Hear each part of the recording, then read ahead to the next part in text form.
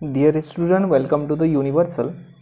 आज मैं आप लोगों को पूरकों के गुणधर्म दो चार हैं, इसके बारे में आपको डिटेल से बताऊंगा। ठीक है, ये बहुत ही इम्पोर्टेंट है। आगे जब आप चैप्टर बनाओगे प्रश्नावली 1.5 तो इसमें ये यूज होगा। ठीक है, तो इसको पहले समझना है ये कैसे है, ये left hand side right hand side के बराबर है, क्या क्या मतलब प्रॉपर्टीज़ है वो सब देख लेना। 4 प्रॉपर्टी इसमें दिया हुआ, मैं चारों को एक्सप्लेन कर रहा हूँ। तो पहला है,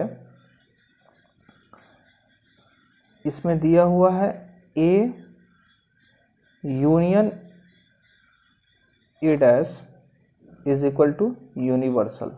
ठीक है, यूनिवर्सल सेट। दूसरा है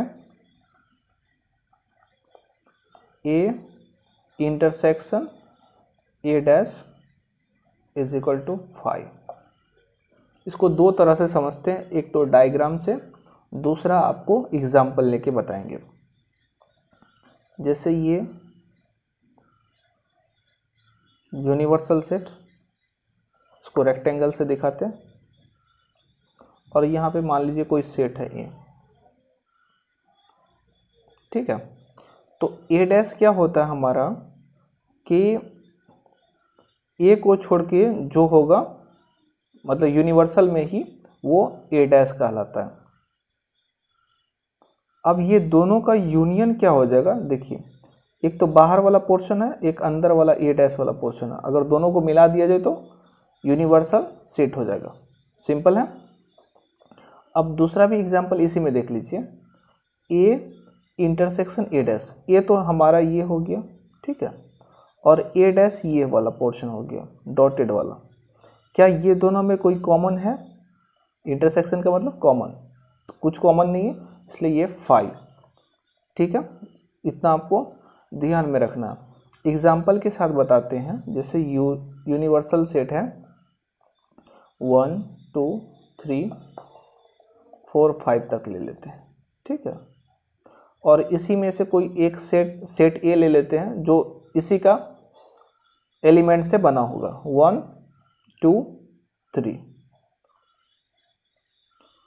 तो ए पूरक, सेट ए का पूरक क्या होगा, A dash is equal to U universal set minus A. इसको माइनस नहीं पढ़ते हैं, अंतर ए।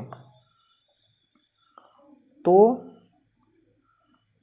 ये कैसे निकलेगा कि इसको छोड़ करके, सेट ए में छोड़ करके बाकी जो होगा एलिमेंट, इसमें सेट ए में क्या है सब 1 2 3, 1 2 3 छोड़ के जो एलिमेंट होगा वो ए डैश हो जाएगा 4 5। ये मैं पढ़ा चुका हूँ, अगर आप लोग नहीं देखे हैं तो देख लीजिए। अब यहाँ से देखिए हमारा ए है और ए डैश निकल गया। अब ये दोनों को इस पर बैठाइए, तो ए union A dash, A union A dash क्या हो जाएगा। यहाँ से देखिए ए क्या है हमारा 1 2 3, यूनियन ए डैश कितना है 4 5। तो ये मिल करके क्या हो जाएगा 1 2 3 4 5। तो ये किसके बराबर है, यूनिवर्सल सेट के बराबर है। ठीक है, ये प्रूव्ड हो गया। अब सेम इसी तरह से ए intersection A dash, A intersection A dash. यहाँ देखिए ए क्या है हमारा 1 2 3, ये सेट का एलिमेंट है, इंटरसेक्शन 4 5। क्या ये दोनों में कुछ कॉमन है? नहीं है, तो 5। तो यही है ना हमारा 5।